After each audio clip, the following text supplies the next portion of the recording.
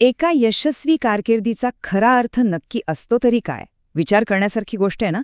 आजच्या या विश्लेषणात आपण डॉक्टर अनिल दारशेतकर या एका अतिशय अनुभवी वास्तुविशारदाच्या आयुष्यातील वैविध्यपूर्ण अनुभवांचा ब्लूप्रिंट उलगडणार आहोत. आपण नेहमी काय विचार करतो की भौतिक संपत्ती पुढे कशी न्यायची. पण आज आपण एक वेगळाच विचार करणार आहोत.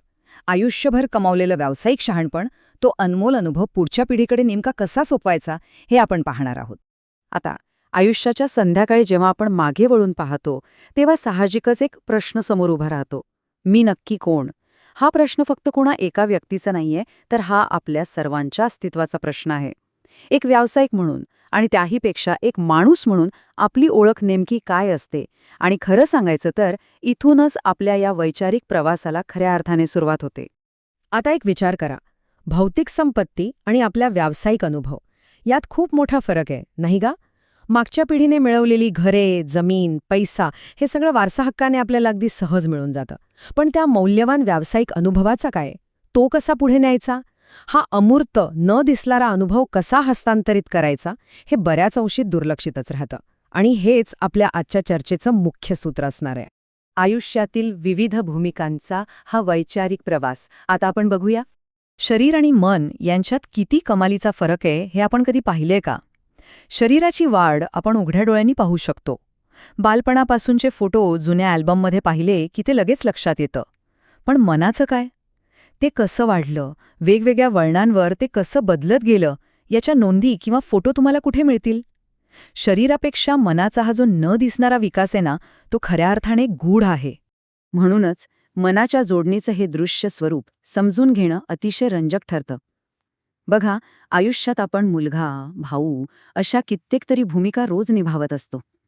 या भूमिका निभावताना काळानुसार नातेसंबंध कसे जोडले गेले याच्या असंख्य आठवणी आपलं मन कुठेतरी खोलवर साठवून ठेवतं. आणि आपली खरी ओळख याच गुंतागुंतीच्या मानसिक प्रवासात दडलेली असते. ह्या प्रवासात एका व्यावसायिकाची वाटचाल ही एखाद्या मेजरिंग टेप म्हणजेच मोजपट्टीसारखी असते. सुरुवातीला लोक आपल्याला एक उदाहरण म्हणून इतरांसमोर ठेवतात, पण जेव्हा आपण एखाद्या वरिष्ठ पदावर पोचतो तेव्हा मूल्यमापन करण्याची जबाबदारी थेट आपल्यावरच येते. आपण स्वतःच एक मापदंड बनतो. एक शिकणारा ते थेट परीक्षा घेणारा, असा हा जो बदल आहे तो खऱ्या अर्थाने आपली परिपक्वता दाखवून देतो.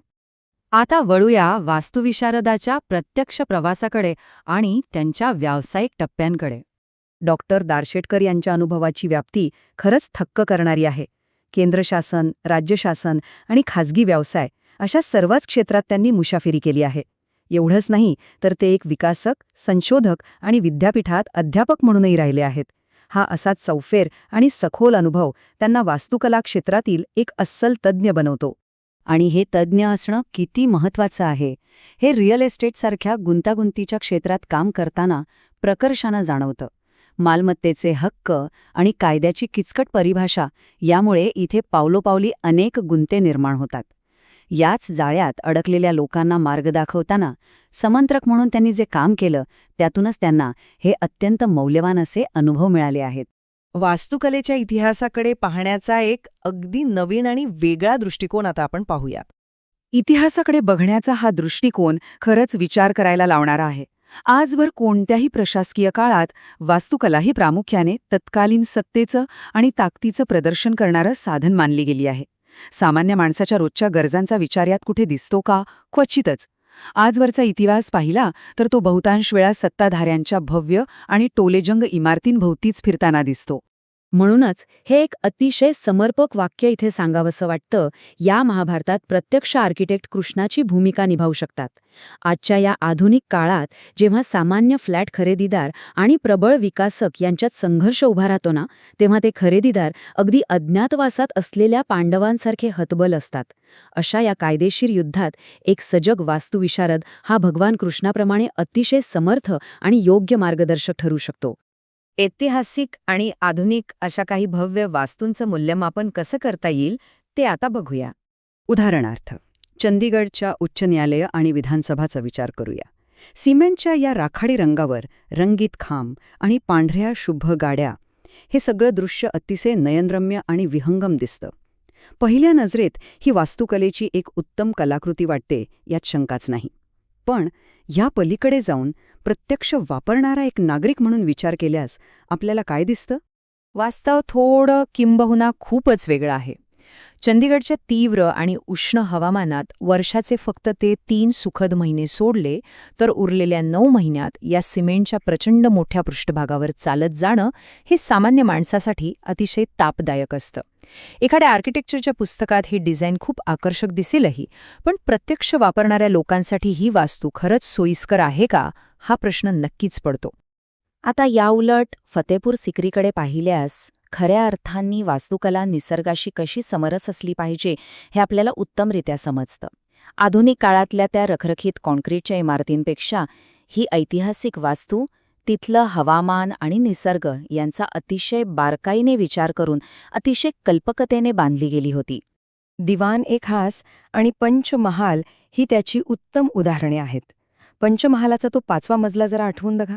संध्याकाळच्या वेळी जेव्हा सूर्य मावळतो तेव्हा दिवसभराच्या राज्यकारभाराने थकलेल्या राजाला या सर्वात वरच्या मजल्यावर सगळ्या बाजूनी येणारा नैसर्गिक वारा किती सुखद वाटत असेल.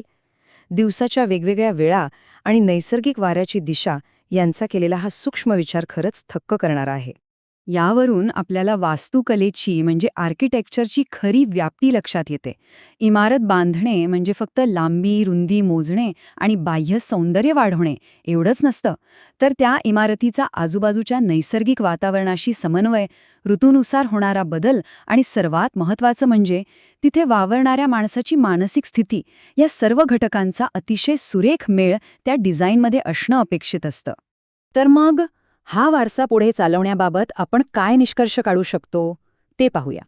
आपण नेहमी लक्षात ठेवलं पाहिजे की केवळ बँक बॅलन्स आणि भौतिक मालमत्तेच्या नोंदी ठेवून आपण खरा वारसा मागे ठेवत नसतो. डॉक्टर दार्शेटकर यांच्या प्रवासाने आपल्याला शिकवलंय की एका प्रदीर्घ कारकिर्दीचं खऱ्या अर्थाने काय मूल्य आहे, तर ते त्यांनी कमावलेल्या आणि नोंदवून ठेवलेल्या व्यावसायिक ज्ञानात आहे. हा असा ज्ञानाचा ब्ल्यूप्रिंट्स पुढच्या पिढीला एक अतिशय भक्कम पाया देऊ शकतो. आणि म्हणूनच जाता जाता आपल्या सर्वांसाठी एक अत्यंत विचार करायला लावणारा प्रश्न आहे. आपण सगळे मिळून नेमका कोणता व्यावसायिक वारसा मागे सोडणार आहोत? आपली कौशल्य, आपले आयुष्यभराचे अनुभव आपण योग्य प्रकारे पुढच्या पिढीकडे हस्तांतरित करत आहोत का?